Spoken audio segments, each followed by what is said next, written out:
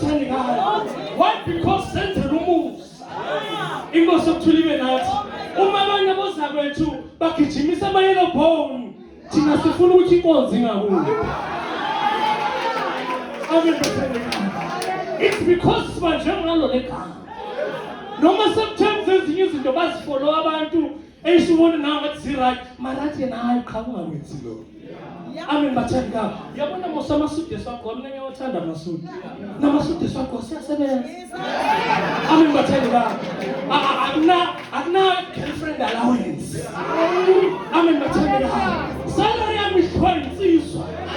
Isize ayisiza bona. Amen bathandekayo. Ngoba ivangeli lasiqoqa abantu abasha. So now when we dance before the Lord, funa dance ngokuqotho Jesu wangosibela. Amen bathandekayo. I remember ngisakhula indaba zokushaya akwazi ukushaya. Akwazi nje angazi ukuthi qala. So now I used to have a friend, ngabiza ngefriend Safu. Amen bathandekayo. So this guy what he has got that since ngine girlfriend now you need to have a girlfriend. Angikwazi ukuthi ngubongusa mina nawe ubongusa sabe nama girlfriends. Especially at that time I'm sure it was easy to be influenced. Ngami ngithi okay ake sami. Amen bathandekayo. Bamthatha bamuyisa khabo ntombazana. Wathi hayi le ndoda le igqwele ngawo. Wathi ndoda naku sikhulume. Amen bathandekayo. I don't know what happened but ilimlamlami. Asolo ngibuke phansi. Ngithi ngiyalunga ngizawulunga next. Egcine wathi thatha lesima sakho uhambe naso. Amen bathandekayo. Manje up until this very moment emali uJesu angisiza. Ngabe sengibhizi ngama maintenance.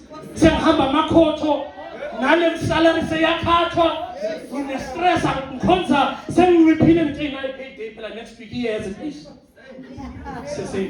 Amen bathandekayo. Sibonga uJesu bangcwele. One thing I can say asihlale enkosini. Amen bathandekayo. Noma umhlaba ungenzani COVID ifike noma ngaba ne-infection ezayo sihleli kuJesu. Asisuki la. Amen bathandekayo. Uma in these last days kuzoba khona izinsizwa ezizoshumayela ivangeli awuthi inkosi iqala ngami. Amen bathandekayo. Siyakupraise and worship